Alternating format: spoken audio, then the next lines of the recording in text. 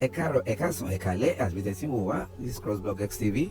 Don't forget to subscribe, like and share. Bàbá Adebayo tún ti jáde o pẹ̀lú ìran tó lágbára lórí rògbòdìyàn tó ń lọ káàkiri àgbáyé. Wọ́n ní in tí Trump ń ṣe àwọn lọ́wọ́ sí o. Wọ́n ní Olúwa ló direct Trump, kò jí pé Trump bẹ̀rẹ̀ sí ń wo àwọn ìwà tó ń wù yìí o. Because America náà wọ́n ti ní bóyá Trump ní dementia ni. Bọ̀ Bàbá Adebayo jẹ́ ká máa mọ̀ báyìí pé Olúwa ló rán Trump níṣẹ́. Wọ́n ní Trump gan kò ń ṣe Áfíríkà Nàìjíríà náà rán sí. Bọ̀ tí ó bá ṣe pé agbára Ọlọ́run náà ni náà fi gbóhùn àwọn àyànfẹ́ tó ń kígbe lọ́sàn àti lóru tó ń pè fún ìrànlọ́wọ́ yìí láti Nàìjíríà. Póun ló jẹ́ kí Trump fèsì Nàìjíríà pé ayé yìí máa dàrú gan, pé ìta yìí rí wọ́n ní wọ́n yìí mẹ́yẹ bọ̀ lápò ni wọ́n ní tó máa ṣẹlẹ̀ 2027 yẹn wọ́n ní kọ́ má tiẹ̀ sọ̀rọ̀ nípa ẹ̀. Èyí tó tún wá yanilẹ́nu ni pé wọ́n ní Iran leader ọmọ ẹ̀ gangan tó wá ti di born again tó tún wá kẹ́yìn sí Christianity.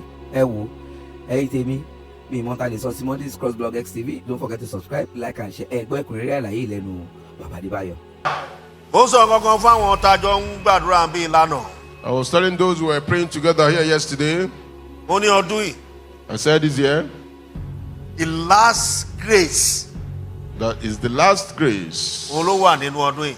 That's what we are making use of this year. Èmi ò mọ 2027 o. I don't know about the year 2027. Bẹ̀tẹ̀ mi mọ̀ pé láti 2027 kò rọgbọ. But I know from 2027 it's not going to be easy. The last grace. We are executing the last grace. Èmi mọ̀ pé láti 2027 I know from 2027 àwọn ayé máa dàrú gan sẹ́ẹ̀ mi ní parọ́. the world will be in confusion. There will be chaos. Ṣùgbọ́n sọ fún mi pé Jésù Olúwa máa I'm dé not told Jesus 2027. Christ is coming next year. Ìwọ ló máa tètè gbìyànjú báyìí. You are the one that will make every effort now. Nínú oore ọ̀fẹ́ tó ṣẹ́kù. In his grace that is left, Ọlọ́run yọ̀ǹda fún mi. God release out of it for me. Mo sọ láàrin àwọn èèyàn ń bí láàárọ̀ àná. He said among people here yesterday, Ó ní ọmọ Ayétọ́lá of Iran.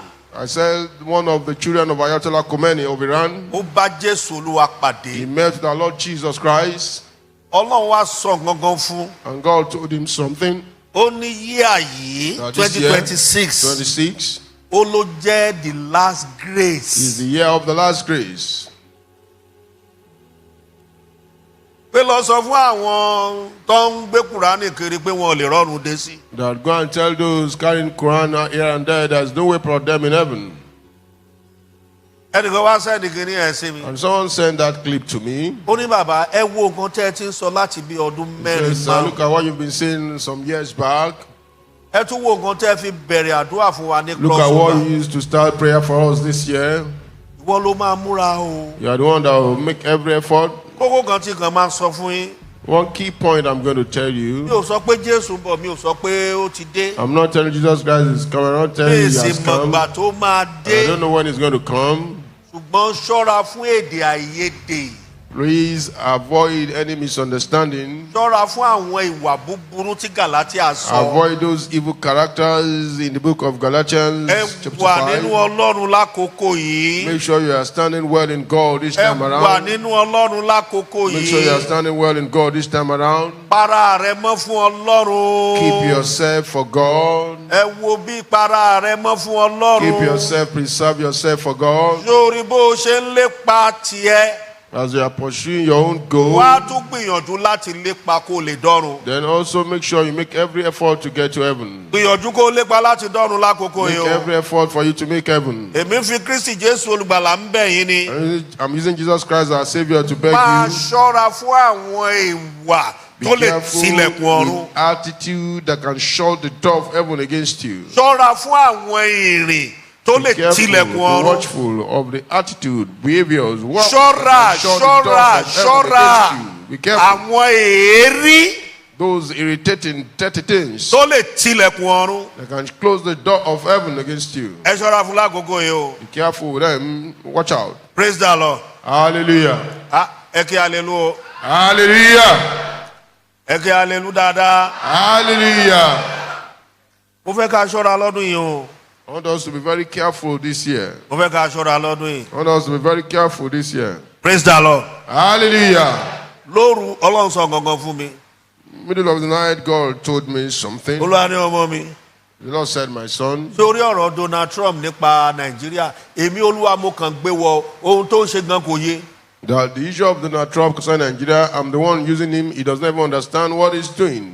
Olúwa bá tọ̀ mí wọ Olúwa ní ṣé mo rí mo kàn mọ́mọ́ gbé wọ ni o títorí àwọn àyànfẹ́ mi àti títorí májẹ̀mú tí mo bá Apostle Ayọ̀ Babalọ́lá dá nípa ìsọjí ìkẹyìn. Èmi Olúwa lèmi gbé wọ o intentionally láti using him lè pa àwọn èèyàn búburú irun.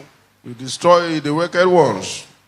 Olúwa wá sọ fún mi wípé The Lord told me that ó ní nínú àwọn àyànfẹ́ among his beloved tó yẹ kó ṣiṣẹ́ ìkẹyìn ó ní wọ́n ti pa nínú they are wọn. supposed to do the work of the last end time, they've killed part of them.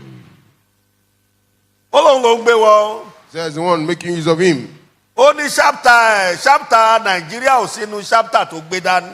He said Nigeria is not in any of the chapters that is in the book that is holding. Òun lòun change ṣápítà yẹn mọ́ lọ́wọ́. He's the one that changed the chapter in his hand. Praise the Lord. Hallelujah. Olúwa wá pèdè kan fún mi. The Lord made a statement. Ó lọ́mọ mi. He said, my son, Èmi náà ń fẹ́ kó o fàdúrà ràn lọ́wọ́. I want you to use prayer to help him. Pé àwọn kan ń ṣe meeting lórí ẹ̀ wọ́n fẹ́ pa. There are some people, they are having a meeting concerning him that they want to kill him. Bá mi sọ̀rọ̀ pé kán má rí pa. Talk to me that they will not be able to kill him. Èmi náà wá sọ fún Ọlọ́run pé And I told God àwọn tó ń yọ lẹ́nu náà òun gan ń gbègbè ayé kan pa òun gan. that the kind of life he's living is the life that they should kill him. Nígbà tó bá mọ́ ọmọ ọdún márùn-ún tó kó ṣẹ́kẹ́ṣẹkẹ̀ sí lọ́wọ́. When you handcuff 5-year-old child, Ọmọ ọdún márùn-ún. a 5-year-old child, Torí pé ẹ fẹ́ mú bàbá ẹ̀ sá ló wá fọmọ́lẹ̀. because the father ran away, Ó lọ ń bá àwọn tí kò ṣẹ̀ tí òun fìbínú pa wọ́n dànù. you are killing those that had no offense, killing them. Ẹ wá ní káwọn èèyàn máa wòran. And you think people will just Ibi lẹ ti ń wòran Nàìjíríà lẹ ti àwọn èèyàn ò wòran. over there, they don't just look anyhow. Wọ́n ń bá ìjọba wọn jà lọ́wọ́lọ́wọ́ báyìí lọ́hùn. They are fighting their government over there Ohun tó gbé wáyà wọn ò gbà á. that we are not okay with this agenda. Ọlọ́run wá sọ gangan fún mi. God told me something. Olúwa ní ọmọ mi. Lord said, my son, Ó ní ṣé mo mọ̀ wípé that do you know that pé Amẹ́ríkà ń dá ẹ̀ṣẹ̀ tóun máa fi kọ ẹ̀yìn sí wọn. Dọ̀tá á sì gbàbẹ̀ wọlé mú wọn. America is committing sin that will make him God to pack them, and the enemy will come in through that. Ó ní ìdí nìyí tí mo fẹ́ kó gbàdúrà fún wọn. And this is why I want you to pray for them. Praise the Lord. Hallelujah. Ẹ kí hallelujah dáadáa. Hallelujah. Ṣùgbọ́n ẹ̀yin àyànfẹ́, But you beloved, gbogbo ohun tó ń ṣẹlẹ̀ káàkiri gbogbo àgbáyé, those things happening all over the world, ètò Ọlọ́run ni. they are the pre-arrangements of God, Torí pé kó o lè dọ́run ni o. so that you can make heaven. Kíní kan ń ṣẹlẹ̀ lọ́wọ́lọ́wọ́ báyìí ẹ ò fura rárá Something is o. happening right now, you are not observant at all. Ẹ ò fura rárá o. You are not observant. Ààrẹ pera wa wá ṣàkíyèsí. And we're not calling ourselves to understanding. Ẹ ṣe Sunday service. You had a Sunday service here, Ó fẹ́ dàbẹ̀ ni pé Sunday service tẹ́ ẹ ṣe bí ìjẹta bí ìjẹrin lẹ ṣe. like a few days ago. Ẹ wo bí ọjọ́ yẹn ṣe ń sá eré. Look at how the day is running. Ẹ ò fura pọ́jọ́ ń sáré ṣá. You are not observant that the day is running, Ẹ ò sì fura pé ojú ọjọ́ ń yí padà. and not also that the countenance of the day is changing. Olúwa ní ọmọ mi. The Lord said, my Ọmọ son, pé ẹ ṣàkíyèsí èmi ni mo wà ń di ẹ o. I'm the one behind all. Ó lọ́jọ́ sì máa sáré. He said, the day is still going to run. Ó ní kí n kọ́lẹ̀. So write it down. Ó lọ́jọ́ sì máa sáré. The day is still going to run. Ó lójú ọjọ́ sì máa yí padà. He said, the countenance of the day is still going to change. Ó ní ṣùgbọ́n sọ fún àwọn àyànfẹ́ mi kán máa gbàdúrà. So I tell my beloved to pray, Kí ojú ọjọ́ yẹn má máa ṣí ilẹ̀kùn àìsàn. so that the countenance of the day will not be opening the doors of sickness. Kó má bàa máa wá mú àwọn àìsàn tí a ò gbọ́ rí. So that we will not be end of sicknesses that we never heard of before Dé nínú ayé. in the world. Ó ní bí gbogbo ní ojú ọjọ́ tí máa yí padà. So the countenance of the day, the atmosphere will change in every places. Èmi tẹ̀lé wá sọ kankan fún ẹni tó dá mi. And I told my creator something. Ó lọ́lọ́ I said, God, ó bá yí padà jọ má jẹ́ kó bá snow wá o. I said, if it's going to change, don't let it come with snow. Ṣé ẹ ní ìtà ni? Kì í ṣe ìtà tó fi ń gbómi ẹ̀bàlẹ́ náà. Ṣé ẹ ní ìtà? Ẹ ti ẹ̀ dáhùn. Ẹ dààmú tó tí snow bá bọ́lẹ̀. Ṣé bá àkàrà lẹ́wọ̀ yìí? Àkàrà lè yẹbẹyẹbẹ ó wà lábíjan. Àbí àkàrà ló pọ̀ jù lára yìí. ní canopy àbí canopy wà ní ẹ̀yin ò mọ nǹkan tó ń pè canopy àwọn aṣọ tó fi ń pò tútù tó ní now praise the Lord ẹ kí hallelujah dáadáa. Hallelujah. Ọlọ́run mo bẹ̀ ẹ́ ni o má wàá bá wa jà débi pé ó ṣì snow fún wa ní Áfíríkà sórí bó ṣe ń ran oòrùn tó ń rọ òjò tó ń ó bá mu díẹ̀ ó bá mu má ṣe snow lẹ́ o. We are okay with our present weather condition. Tí omi bá tiẹ̀ ṣe ń ya ó sì snow ẹ mọ tó ń pè slow lọ sínú fíríjì ẹ kó wọnú fírísà ẹja tó gbé síbẹ̀ tó fẹ́ sórí ẹja yẹ rẹ Ọlọ́run má jẹ́ agan lójú kan ò ní sọ̀rọ̀ mọ́ o àní gbogbo eléyìí tí mo bá ń sọ mi wọ́n ti ṣe ya yín.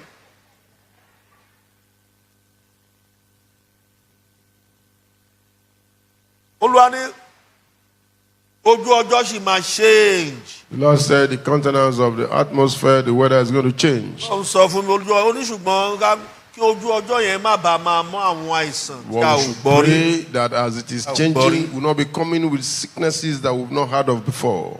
Jọ̀ọ́ ẹ súnmọ́ Ọlọ́run mo bẹ̀ yín. Please, let's move closer to God, I beg of you. Mo fi orúkọ Olúwa Ọlọ́run àwọn ọmọ ogun bẹ̀ yín. I use the name of the Lord of hosts to beg you. Ẹ súnmọ́ Ọlọ́run. Move closer to God. Mo fi Ọlọ́run bẹ̀ yín ni. I beg you. Ẹ jọ̀ọ́ mo ìwọ tó ń hùwà búburú lọ fi wà nù wà búburú lẹ̀. You that you are fond of bad characters, stop it. Rìn ní ọ̀nà ìwà mímọ́. Walk in the path of holiness. Rìn ní ọ̀nà ìwà rere.